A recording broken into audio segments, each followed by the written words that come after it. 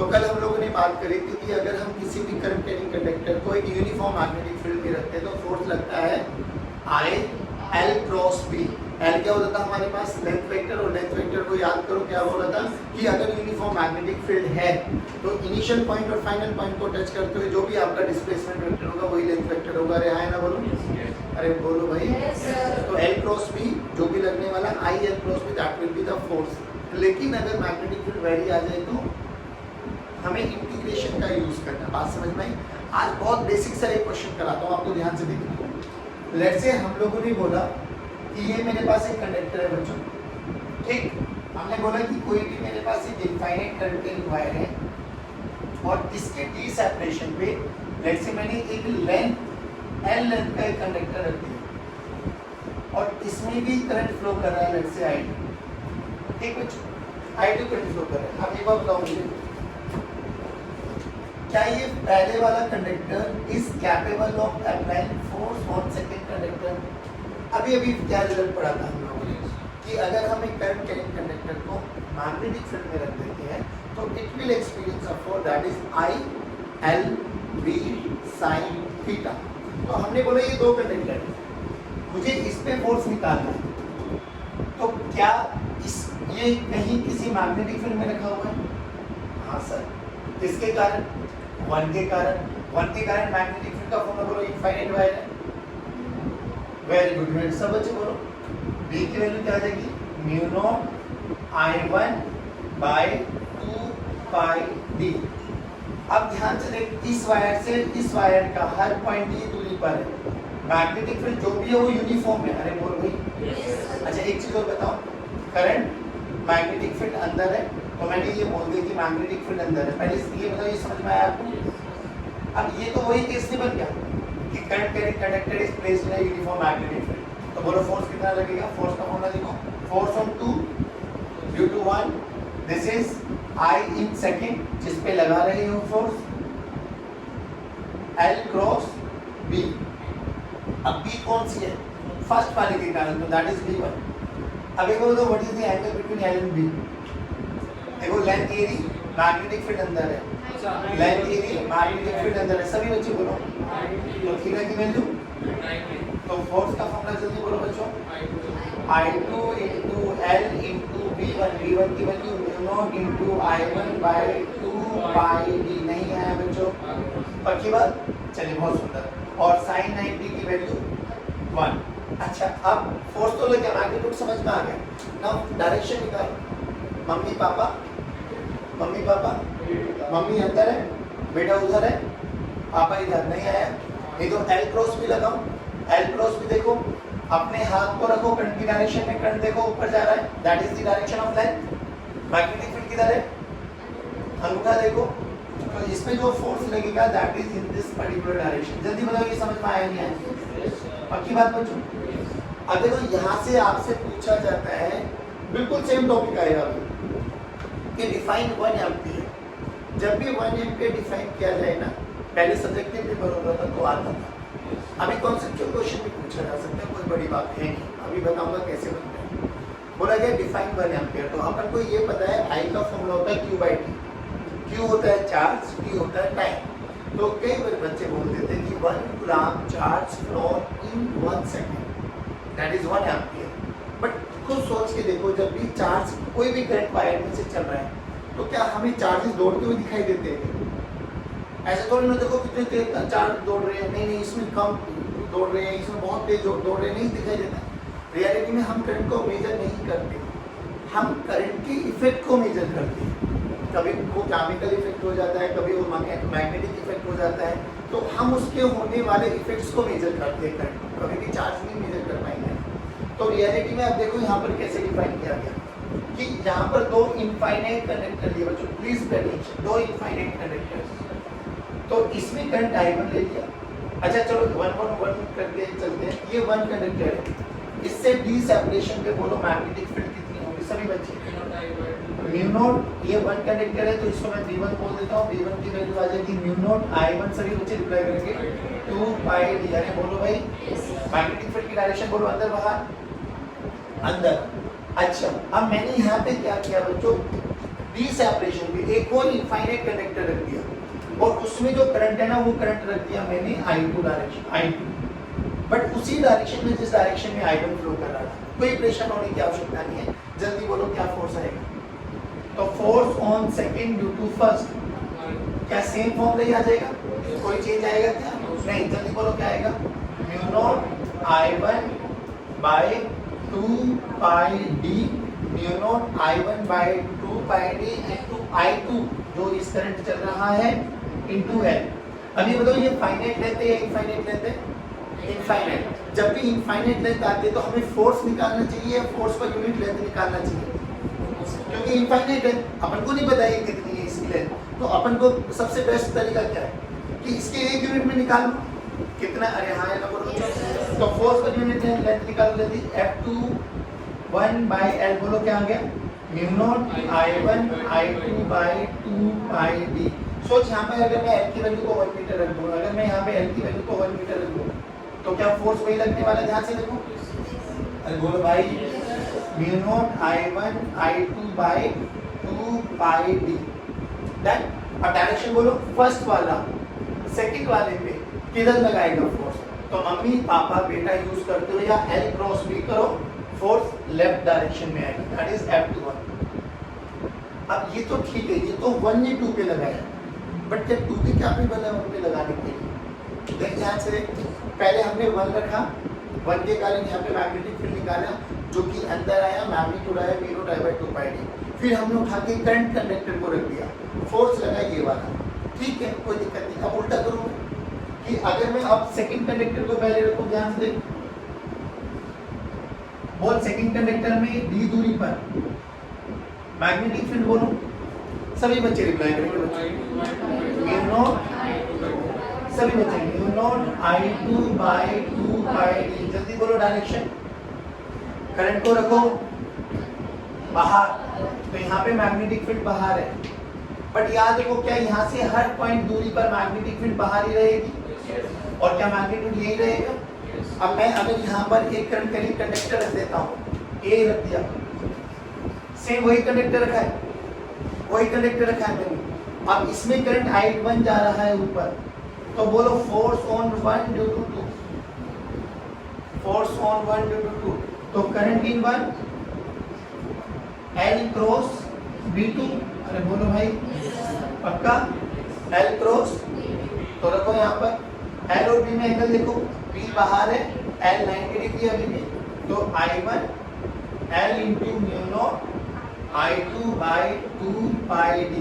Since ये भी infinite wire है तो फोर्स निकाले, फोर्स पर यूनिट लेंथ निकाले, फोर्स पर यूनिट लेंथ आ जाओ जल्दी। तो F1 2 by L mu naught I1 I2 by 2 pi D. नहीं आया बच्चों? पक्की बात? चलो एक इक्वेशन नंबर 1, एक इक्वेशन नंबर 2।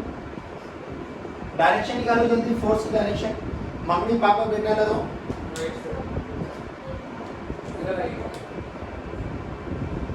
करंट बाहर है, सॉरी मैग्नेटिक फील्ड बाहर है, करंट ऊपर है, फोर्स इधर लगा, नहीं आया तो इधर लगा F1 2। अब इधर देखो बच्चों, हाँ जी इधर देखिए, जब भी दो करंट कैरिंग कंडक्टर्स को आप पैरेलली रख देती हो तो उसमें करंट बहने वाला पैरेलल होता है। तो ध्यान से देख, 1 2 को खींच रही है, 2 1 को खींच रही है, तो क्या वो दोनों की दोनों wire they will attract each other? They will. अब याद कर, तूने ये बेसिकली ट्रांसमिशन लाइन होती है हमारे, जो हमारे घरों के बाहर लगी रहती है। अब तूने बहुत रेयर, बहुत देखा होगा, ये जनरली देखते हो आप लोग कि ऐसे ट्रांसमिशन लाइन होती है 3 3 4 4 लाइन, 1 2 3, और इनको होल्ड करने के लिए ना बीच में एक इंसुलेटर लगा देते हैं। इनमें भी लकड़ी, कोई भी इंसुलेशन वायर, कोई भी स्ट्रॉन्ग इंसुलेशन क्यों लगाते हैं? एक चीज सुनो, एक तो रीजन ये होता है कि अगर आंधी तूफान आ जाए तो ये आपस में हिले डुले तो आपस में स्ट्राइक ना करे, अगर एकदम चिपक गया तो स्पार्क होगा, हमारी इलेक्ट्रिसिटी खत्म हो जाएगी। दूसरा रीजन ये होता है कि जब ये दो वायर चल रही है, दोनों में करंट चल रहा है, तो रियलिटी में क्या होगा, सेम डायरेक्शन में जाएगा, तो ये अट्रैक्ट कर सकते हैं। अरे हाँ ना बोलो, अगर अट्रैक्शन कर सकते हैं तो इनमें भी शॉर्ट सर्किट होने के चांसेस होते हैं। मैंने ये बताओ, समझ में आया?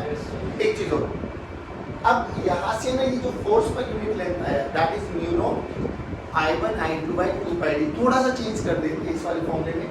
ध्यान से देख, अगर इस फॉर्मूले में दोनों का देखो मैग्नीट्यूड सेम है, अब 1 और 2 को कंपेयर करो, मैग्नीट्यूड सेम है।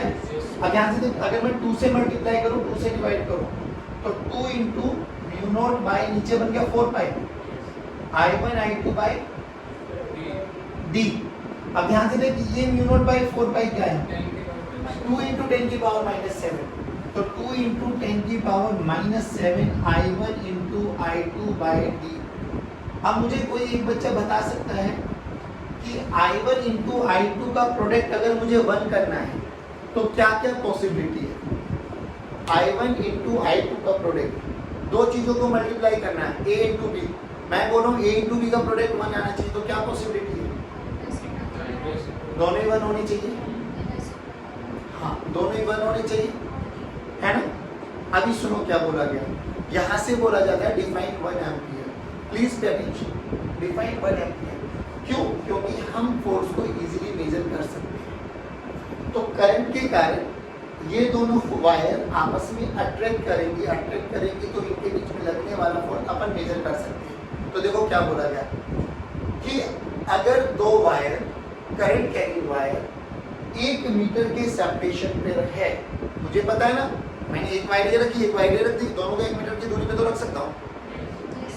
हाँ, तो डी की वैल्यू 1 कर दी, और उनके बीच में लगने वाला फोर्स पर यूनिट लेंथ अगर 2 into 10 की पावर -7 न्यूटन पर मीटर हो जाए, तो उस समय जो करंट बह रहा होगा दैट इज 1 एम्पियर। नहीं समझ में आया, दोबारा सुनो। दो करंट कैरिंग वायर मैंने 1 मीटर के सेपरेशन पे रखी, यानी डी की वैल्यू मैंने 1 मीटर कर दी, और मैं ये कह रहा हूँ कि जिस भी मीटर से मैं चेक कर रहा हूँ फोर्स, अगर उस मीटर में रीडिंग आ गई 2 into 10 की पावर -7 न्यूटन पर मीटर, तो उस समय ये 2 into 10 की पावर -7 तो 1 मीटर बन चुका है, यानी I1 into I2 का प्रोडक्ट भी क्या है, अरे बोलो भाई, I1 into I2 का प्रोडक्ट भी 1 है, यानी उस समय जो करंट बह रहा होगा उन दोनों कंडक्टर में, क्या वो 1 एम्पियर होगा। बस ये 1 एम्पियर को डिफाइन किया गया। दोबारा बोलो कि अगर दो कंडक्टर्स को 1 मीटर के सेपरेशन पे रख देते हैं और उनके बीच में लगने वाला फोर्स पर यूनिट लेंथ 2 into 10 की पावर -7 न्यूटन पर मीटर हो जाए, तो उस समय जो करंट बह रहा होगा क्या वही 1 एम्पियर कहलाया जाएगा। अब एक चीज और सुनो, जैसे अभी तो अपन लोगों ने ये देखा कि दोनों कंडक्टर्स में पैरेलल करंट मूव कर रहा है in upward direction, in same particular direction, तो अपन ने बोला they will attract each other. सोच मैं इसको 1 को ऊपर रखूं, इसको नीचे रखूं, तो अब क्या होगा, अब रिपेयर करेगा। थोड़ा सा मैं आइडिया लगा देता हूँ, ध्यान से सुनना। इधर देख, पहले इसके कारण मैग्नेटिक फील्ड अंदर, अभी करंट नीचे जा रहा है, तो मम्मी, बेटा, पापा, यानी जो फोर्स इधर लग रहा था क्या वो फोर्स अब रिवर्स में आ गया। अभी सेकंड केस है, ध्यान से सुनना। मान लीजिए फोर्स की डायरेक्शन ये आ गई, अब ये एफ डैश बोल दिया मैंने, तो इसमें करंट नीचे जा रहा है। अगर करंट नीचे जा रहा है तो क्या मैग्नेटिक फील्ड अंदर बनेगी। अगर मैग्नेटिक फील्ड अंदर बनेगी तो देख लगा फोर्स, मम्मी, पापा, बेटा, तो इस पे फोर्स इधर लगा। ध्यान से सोच, इसमें करंट ऊपर जा रहा है, इसमें करंट नीचे जा रहा है, तो ये इसको राइट धक्का मारे, ये इसको लेफ्ट धक्का मारे, क्या they will repel each other, they will. ये अपने दिमाग में बैठा लो कि अगर दो पैरेलल वायर्स हैं, दोनों में करंट सेम डायरेक्शन में जा रहा है तो दे विल अट्रैक्ट, अगर अपोजिट डायरेक्शन में जा रहा है तो they will repel each other. बोलो इतना समझ में आया क्या। यहाँ से 1 एम्पियर भी आगे समझ में, और क्या ये फोर्स पर यूनिट लेंथ आप याद रखोगे, I1 I2 by 2 pi d। What is d, दोनों के बीच का separation, what is I1 I2, उन दोनों कंडक्टर्स में बहने वाला करंट। जल्दी बताओ इतना समझ में आएंगे, पक्की बात। हाँ मेरे विद्यार्थियों, आज मान लो मैग्नेटिक फील्ड यूनिफॉर्म है, भाई जल्दी जल्दी करना प्लीज। मैग्नेटिक फील्ड यूनिफॉर्म है और मैंने इसमें square loop, current carrying square loop को रख दिया। मान लो करंट ऐसे फ्लो कर रहा है साइड ए, तो बोलो कितने कंडक्टर्स मान के चलो, 4। फोर्स निकालो, जल्दी जल्दी बोलो, फोर्स निकालो। कंडक्टर 1 I L P क्या एक current carrying conductor magnetic field में रखा हुआ है? फोर्स का फॉर्मूला आई एल बी। देख ध्यान से देख देख देख देख देख देख देख आई एल फोर्स इधर लगेगा। कोई नहीं इधर देख लो, आगे 1 by 1 कर लो। F1 इसमें देखो L क्रॉस B ऊपर, परफेक्ट भाई साहब, कितना ज्ञान हो यार तुम लोगों। इधर देख, डन, करंट नीचे, डन, लो भैया।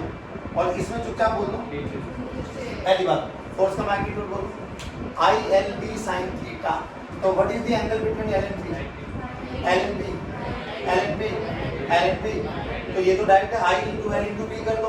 बी मैग्नेटिक फील्ड यूनिफॉर्म आके चल रहे हैं अपन, तो इंटू आई इंटू ए इंटू बी, आई इंटू ए इंटू बी, आई इंटू ए इंटू बी, आई ए इंटू बी।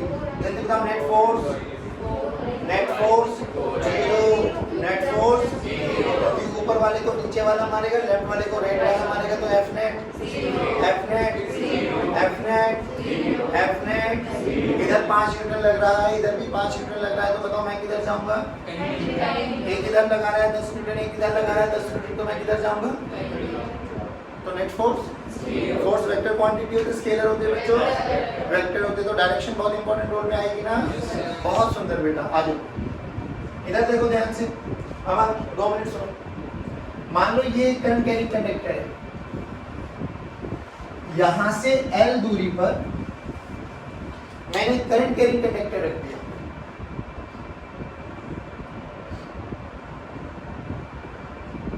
जिसकी लेंथ ए है। अब बोलो फोर्स, एक करंट कैरिंग वायर इनफाइनाइट, और इसके यहाँ से L दूरी पे एक मैंने करंट कैरिंग कंडक्टर रख दिया, तो फाइंड आउट मैग्नेटिक फील्ड। पहले बताओ मैग्नेटिक फील्ड कैसे है? वेरिएबल या कांस्टेंट? तो डायरेक्ट इंटीग्रेशन बोल कैसे करें? x पे जाके, x पे जाके, तो x पे जाके dx का एक छोटा सा मैंने एलिमेंट चूज कर लिया, ठीक। मैग्नेटिक फील्ड बोल किसके कारण? अंदर। पहली बात तो x दूरी पे कितना लगेगा? b equals to mu naught into i by 2 pi x। जल्दी जल्दी बताओ, ये समझ में आया नहीं है? अब ध्यान से देख, यहाँ पे dl का काम dx करने वाला है, तो छोटा सा फोर्स कितना लगा? i into dx cross b। अरे बोल भाई, what is the angle between dx cross b? b की वैल्यू अंदर है, dx इधर है, करंट इधर जा रहा है 90 डिग्री, तो बोलो छोटा सा force i into dx into b। बोलो जल्दी, i इनटू b की वैल्यू लिखो, म्यू नॉट i बाय, इसमें एक काम करो, इसको i1 बोल दो और डिफरेंशिएट करने के लिए इसको i2 बोल दो, ठीक है बच्चों? तो दैट इज i2 और ये i1 हो जाएगा आपके पास, और डिवाइडेड बाय बोलो कितना आएगा? 2 पाई x इनटू dx। अभी एक बार बताओ, क्या यहाँ पे छोटे छोटे एलिमेंट अगर चूज करेंगे तो सब में ऊपर फोर्स लगेगा? फोर्स की डायरेक्शन बोल, मम्मी बेटा पापा, मम्मी बेटा पापा, मम्मी बेटा पापा, यानी सबका फोर्स ऊपर ही लग रहा है। अरे बोल भाई, तो कब इंटीग्रेट करो, यू गेट द आंसर। जल्दी बोलो इंटीग्रेशन की लिमिट L से, क्योंकि यहाँ से ये वाला पॉइंट A L दूरी पर है और यहाँ से ये वाला पॉइंट L प्लस, तो L से L प्लस A। जल्दी बताओ आएगा नहीं आएगा? डन है भाई? अब की बात, कौन दिक्कत? सही में। अब देख इसी का कर लो भी, तो dx by x होता है log of x। अरे बोल भाई, श्योर। अब एक और क्वेश्चन करो। मान लो भाई करंट I1 इनफाइनाइट वायर है, और अब मैंने एक स्क्वायर लूप रख दी बच्चों, यहां से L दूरी पर ऐसे साइड ले लिया मैंने A, ठीक है, डन। और इसमें जो करंट फ्लो कर रहा है लेट्स से I2। आराम से सुनना, बिल्कुल तसल्ली से। डन। कितने कंडक्टर है बच्चों? 4। तो conductor number 1, conductor number 2, conductor number 3, conductor number 4। पहले एक कॉमन सेंस वाली बात बताना, क्या I1 से कंडक्टर नंबर 1 L दूरी पर ही रहेगा? L प्लस A, यहाँ पे magnetic field you know I2 by 2 pi L, यहाँ पर you know I2 by I1 by 2 pi L plus x a, जो भी है बात समझ में। बट जो इनके बीच में लगने वाला फोर्स है, देखो ये वाला और ये वाला बिल्कुल सेम वही आ गया भाई। देखो ना, अगर मैं इन दोनों को हटा दूं, हेलो, अगर मैं इन दोनों को हटा दूं तो ये वाला केस और ये वाला केस सेम ही तो आ रहा है। पक्की बात है, सेम फोर्स आएगा, इधर भी सेम फोर्स आएगा, इधर भी। क्या बट डायरेक्शन चेंज आ जाएगी। x दूरी पर ले, x दूरी पर मानो एक छोटा सा एलिमेंट, बोलो इस पे डायरेक्शन, मैग्नेटिक फील्ड अंदर है, ठीक, फोर्स इधर ऊपर, यहाँ पे भी मैग्नेटिक फील्ड इधर है, हाँ यहाँ ऐसे नीचे। तो ध्यान से देख, ये ऊपर लगेगा और ये नीचे लगेगा, ये तो कंफर्म न्यूज आ गई है कि फोर्स का मैग्नीट्यूड यही होगा, जितना ऊपर लगेगा उतना क्या they will cancel out each other.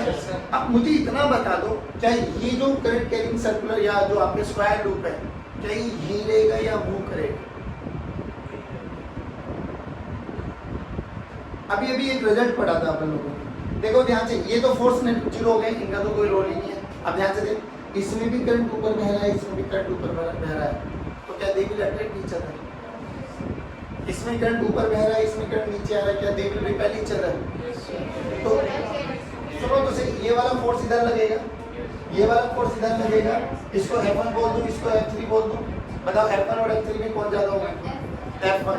तो क्या ये टुवर्ड्स द वायर आ जाएगा? कितना फोर्स लगेगा, क्या वो निकाल सकते हो? अरे बोलो भाई, माइनस कर देना, that will be your answer. नहीं आया, ऐसे क्वेश्चंस पूछेगा। एक छोटा सा क्वेश्चन, जैसे अभी ये था हमारे पास, मुझे एक डायरेक्ट आंसर बताना। मान लो मैंने मैग्नेटिक फील्ड में ये सर्कुलर कॉइल रख दी, और इस वाले फॉर्मूले का ना आप डायरेक्ट बड़े लॉजिकल, मतलब बहुत बेसिक सा लॉजिक लगा के भी आंसर दे सकते हैं।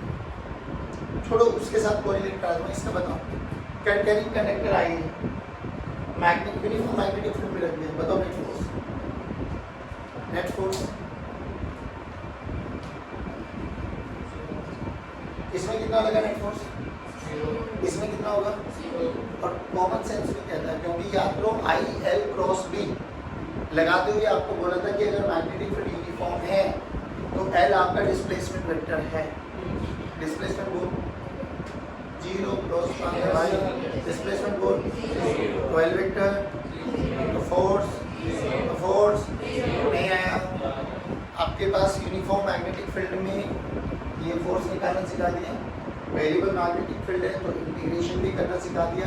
कल भी आपको 2 न्यूमेरिकल करके दिखाए थे इंटीग्रेशन के, वेरिएबल मैग्नेटिक फील्ड के। क्या आप लोग ये क्वेश्चन कर सकते हैं? बाकी बात थोड़ा सा प्रैक्टिस करना, आप आए बोलो इतना आए, आगे बढ़े। अभी हम बात कर रहे थे फोर्स के बारे में, अब हम बात करेंगे टॉर्क के बारे में। लेकिन टॉर्क को पढ़ने से पहले अपन को पढ़ना है मैग्नेटिक डायपोल मोमेंट। याद करो, अभी शायद हम लोगों ने एक फॉर्मूला पढ़ा था, नहीं अभी नहीं पढ़ा, पर हमने इलेक्ट्रोस्टैट्स में एक फॉर्मूला पढ़ा था टॉर्क का। जल्दी बोलो क्या पढ़ा था? P cross E, P E sin theta, P E sin theta. P क्या होता था? Electric dipole moment. क्या होता था? इलेक्ट्रिक डायपोल मोमेंट का फॉर्मूला ये बताइए, उन्नति जल्दी बताओ। एक पॉजिटिव चार्ज होता था, एक नेगेटिव चार्ज होता था, दोनों के बीच का सेपरेशन P होता था, तो Q इंटू D। डायरेक्शन बोलो negative to represented by P vector. बाकी बात, अब मेरी बात सुनो, एक छोटी सी कहानी सुनाता हूँ। जानकर हम लोगों को ये तो समझ में आया कि कोई भी करंट कैरिंग सर्कुलर वायर या करंट कैरिंग लूप या करंट कैरिंग वायर या करंट कैरिंग कंडक्टर कैपेबल होता है मैग्नेटिक फील्ड बनाने की। अब एक बार बताओ, हालांकि हम लोगों ने मैग्नेटिक फील्ड लाइंस पढ़ ली है, वैसे तो नॉर्थ से निकलती है साउथ की तरफ जाती है, पढ़ लिया ना? अरे बहुत सुंदर। आ जाओ एक बार यहाँ बनाओ, ये मान लो एक मैग्नेट है, मैग्नेट का नॉर्थ, मैग्नेट का साउथ। मैग्नेटिक फील्ड लाइंस बनाना है एक बार, यहाँ से नॉर्थ से बाहर निकलते हुए साउथ की तरफ, और साउथ से सेम ऐसे ही ऐसे इधर से जाएगी। अरे सारे बोलो भाई, पक्का? बहुत सुंदर बेटे, चलो। और ये मैग्नेटिक फील्ड लाइंस, अभी तुम्हें अगर समझ में आए तो क्या ऐसे मैग्नेटिक फील्ड लाइंस मैंने कल भी बनानी सिखाई थी? नहीं सिखाई थी? इधर देखो, मान लो ये हॉरिजॉन्टल में एक रेखा थी, और इसमें ये करंट फ्लो कर रहा है, करंट फ्लो कर रहा है तो मैग्नेटिक फील्ड की डायरेक्शन बोल ऊपर। अरे बोलो भाई, यानी जो ये करंट कैरिंग कॉइल है ना बच्चों, ये करंट कैरिंग कॉइल भी एक मैग्नेट की तरह बिहेव करने वाले है, जिसका नॉर्थ पोल किधर है, तो साउथ बोलो। तो रियलिटी में हम इसको ऐसे रिप्रेजेंट कर सकते हैं बच्चों, ऐसे नॉर्थ और इधर, और ऊपर नॉर्थ पोल है, मान लीजिए ऐसे मैग्नेटिक लाइंस निकलने वाली है। यानी एक चीज समझ में आ गया बस इन डायग्राम्स को देखते हुए कि आप एक करंट कैरिंग कॉइल और एक bar magnet, ditto parallel equivalent है। देखो मैग्नेटिक फील्ड का स्ट्रक्चर डिट्टो सेम है। अब जब हम इस बार मैग्नेट के बारे में चर्चा करेंगे ना, हालांकि पूरा डिटेल में बताऊंगा, बट जो कि हम लोग ने इलेक्ट्रिक डाइपोल मोमेंट पढ़ चुके हैं तो हमको थोड़ा बहुत बेसिक आइडिया है। वहां पर हम क्या करते थे, जल्दी बोलो। एक पॉजिटिव चार्ज होता था, एक नेगेटिव चार्ज होता था, दोनों के बीच का सेपरेशन d होता था, तो डाइपोल मोमेंट होता था q * d। अरे बोलो भाई, डायरेक्शन होती थी नेगेटिव टू बच्चों सेम है। ऐसे जब भी अपन मैग्नेटिक के बारे में बात करेंगे तो जैसे यहाँ पर चार्ज होता है ना, मैग्नेट में होती है पोल स्ट्रेंथ। क्या होती है बच्चों, नॉर्थ पोल की भी और साउथ पोल की भी। वैसे हम लोग ऐसे इक्विवेलेंस जब कराएंगे ना, याद करना ध्यान से, जब भी हम लोग अर्थ मैग्नेटिज्म स्टार्ट करेंगे, अर्थ मैग्नेटिज्म में हम 8 से 9 डेरिवेशन है जो डिट्टो इलेक्ट्रोस्टैटिक्स में पढ़े थे। थोड़ा छोटा कन्वर्जन है वो मैं बताता रहूँगा कि वहाँ पे जो E होता था वो यहाँ पे B होने वाला है, जो वहाँ पे P होता था वो यहाँ पे कैपिटल M होने वाला है, जो वहाँ पे Q होता था वो यहाँ पे स्मॉल m होने वाला है। वहाँ पे Q क्या होता था, चार्ज, और यहाँ पे स्मॉल m क्या होता है, पोल स्ट्रेंथ। सारे बोलो भाई प्लीज, पोल स्ट्रेंथ क्या होता था। अब देखो ये नॉर्थ की पोल है, पोल स्ट्रेंथ है, और ये साउथ की पोल स्ट्रेंथ है। रियलिटी में मैग्नेट की दो लेंथ होती है, एक जिसको हम बोलते हैं ज्योमेट्रिकल लेंथ, एक जो होती है हमारे पास मैग्नेटिक लेंथ।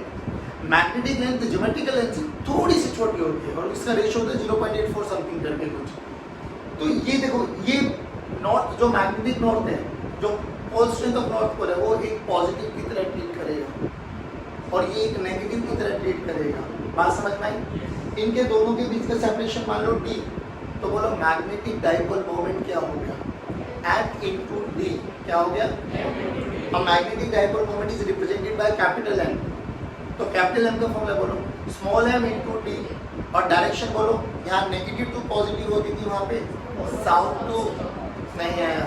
जल्दी बोलो, कैपिटल M का फॉर्मूला छोटा m into और साउथ से।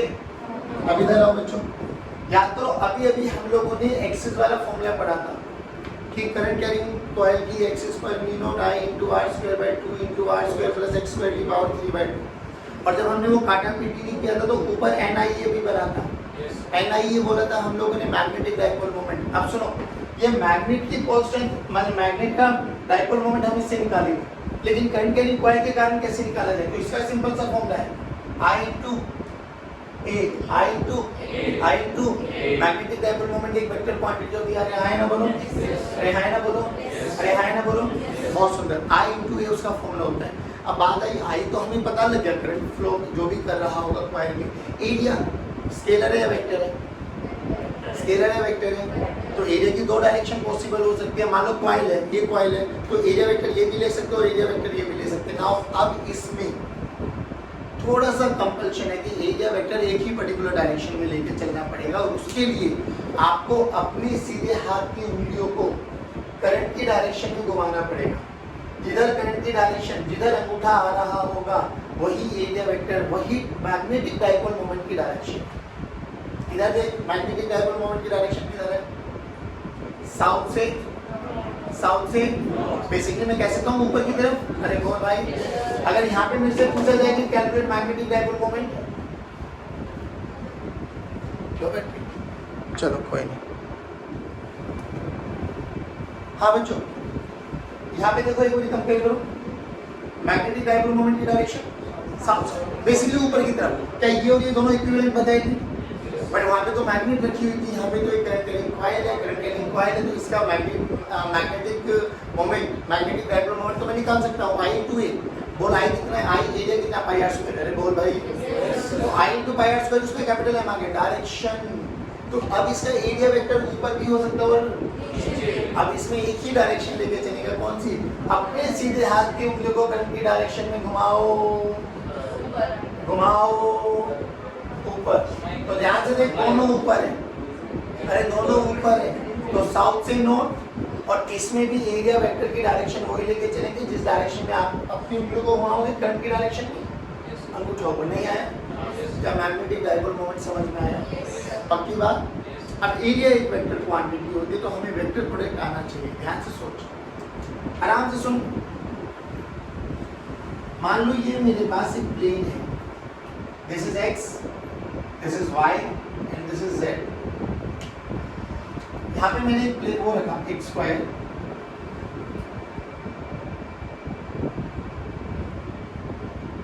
ठीक, एक साइड है 5, ये एंगल है 37। अगर ये 5 है 37 है, आराम से सुनो, तो ये कोऑर्डिनेट्स क्या बनेंगे?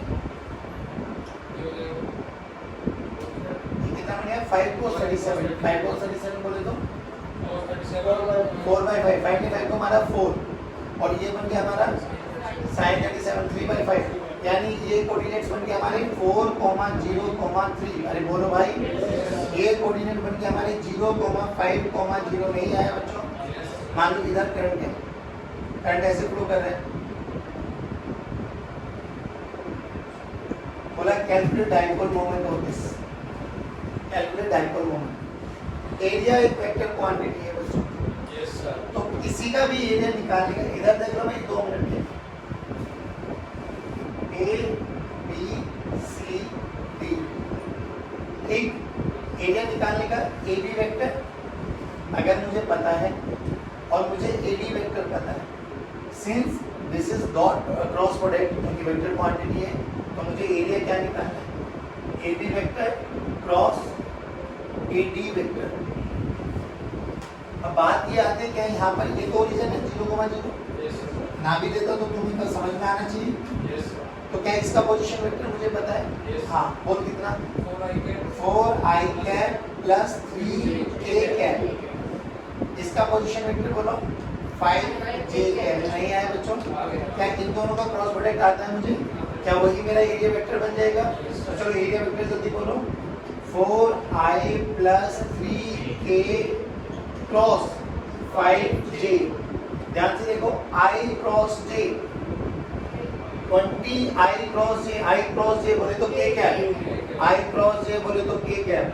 Plus 3 into 5 15, k cross j minus sign, sure minus sign, बहुत बढ़िया माइनस साइन। तो ये हमारा बन गया 20 k कैप माइनस 15 i। ये तो एरिया वेक्टर आया बाबा। क्या एरिया वेक्टर को i के साथ मल्टीप्लाई करते क्या वही डाइपोल मोमेंट आ गया? मैग्नेटिक डाइपोल मोमेंट आ गया। तो बोल कितना? i की वैल्यू i रख लो, तो कैपिटल M का फॉर्मूला आ गया i into area vector. Area vector बोलो जल्दी, i into 20 k cap minus 15 i cap. जल्दी बोलो, i नहीं है। अच्छा न्यूमेरिकल है अनडाउटेडली, बट इसमें देखो बेसिक कुछ है ही नहीं। अगर मुझे एरिया निकालना नहीं आया फिर तो मैं कोई न्यूमेरिकल कर ही नहीं पाऊंगा। हाँ, फॉर्मूला मुझे पता होगा i इनटू ये होता है, but how to calculate it? एक और क्वेश्चन कराओ अच्छा सर, पक्की बात। उसको बोलते हैं लैपटॉप प्रॉब्लम। क्या बोलते हैं? लैपटॉप खोला है कभी? कैसे बताऊं? एक स्लाइड ऊपर चली जाती है और एक इधर, विजुअलाइज कर इसको। मैं थोड़ा एक्सप्लेन करता हूँ, बाद में आप लोगों को करके दिखाऊंगा। स्टार्टिंग में आप करेंगे। देख सोच, ये एक्स एक्सिस है बेटे, जिस भी रूम में बैठे हुए हो ना, एक कॉर्नर को पकड़ लो, एक एक्स एक्सिस, एक वाई एक्सिस और ये जेड एक्सिस। अब जो लैपटॉप खोलते हो आप लोग तो रियलिटी में कुछ ऐसा दिखाई देगा, ये डन। अब ध्यान से देख, इसमें जब रखोगे ना, एक साइड ऊपर रखो, यानी बेसिकली ये एक्स और वाई, तो upper part X Y plane में रख दो और lower part X Z plane में रख दो, डन। और ये एक स्क्वायर लूप मान लो, ऐसे करके, ऐसे लूप है, ऊपर गई है, तो इसमें करंट फ्लो करेगा। डायग्राम बना देता हूँ। तो ऐसे करके ऐसे करके ऐसे करके ऐसे करके ऐसे करके ऐसे करके करंट फ्लो कर रहा है। बोला जाए नेट मैग्नेटिक डाइपोल मोमेंट करते हैं। ठीक है, समझ में आया? क्या करना है? Net magnetic dipole moment. बात समझ में? डायग्राम बनाता हूँ, शायद मुझे थोड़ा सा विजुअलाइज हो जाए। अच्छा, वाई माना, ये एक्स माना और ये, अब बोलो क्या बोला? लैपटॉप खोलो, तो ये ओरिजिन, तो एक इसमें आएगा और एक ऐसे आएगा।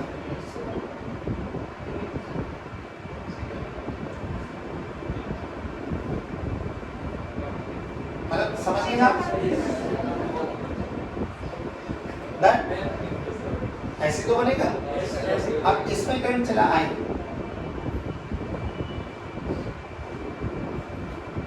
आई करंट मान लो ये साइड मान लो,